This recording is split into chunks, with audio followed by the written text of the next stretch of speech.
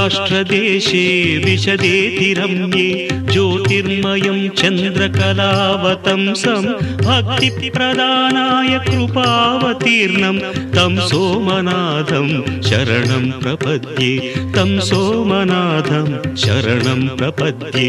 श्रीशैलसङ्गे विबुधातिसङ्गे तुलाद्रितुङ्गेऽपि मुदा वसन्तं तमर्जुनं मल्लिकापूर्वमेकं नमामि संसार समुद्रसेतुं नमामि संसार समुद्रसेतुम्।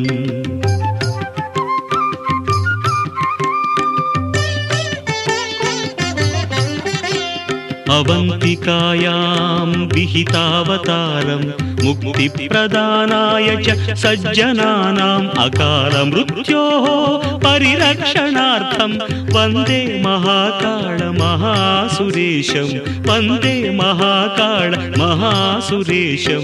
कावेरिका नर्मदयोः पवित्रे समागमे सज्जनतारणाय सदैव मान्धाद्रिपुरे वसन्तम् ओङ्कारमीशं शिवमेकमीडे ओङ्कारमीशं शिवमेकमीडे।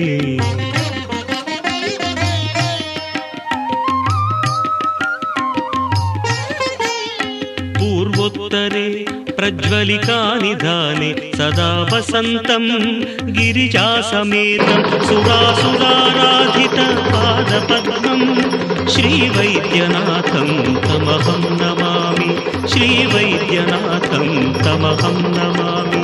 याम्ये सदङ्गे नगरेति रम्ये विभूषिताङ्गं विविधैश्च भोगैः सद्भक्तिमुक्तिप्रदं ईशमेकं श्रीनागनाथं शरणं प्रपद्ये श्रीनागनाथं शरणं प्रपद्ये।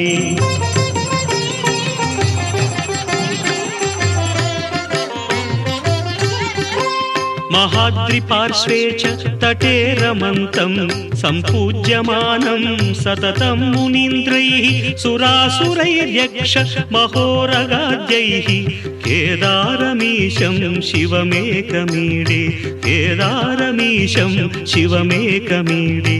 सह्याद्रिशीर्षे विमले वसन्तं गोदावरीतीरपवित्रदेशे यद्दर्शनात् पातकम् आशुनाशं प्रयाति तं त्र्यम्बकम् ईशमीडे प्रयाति तं त्र्यम्बकम् ईशमीडे।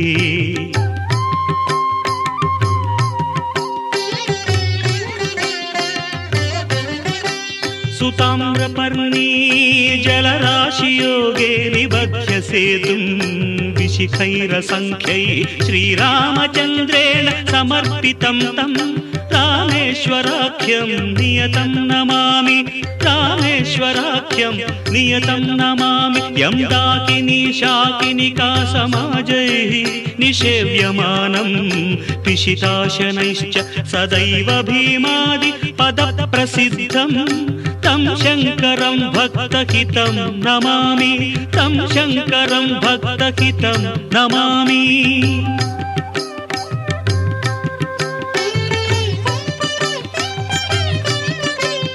सानन्दमानन्दवने वसन्तम् आनन्दकन्दं हतपापबृन्दं वाराणसीनाथमनाथनाथं श्रीविश्वनाथं शरणं प्रपद्ये।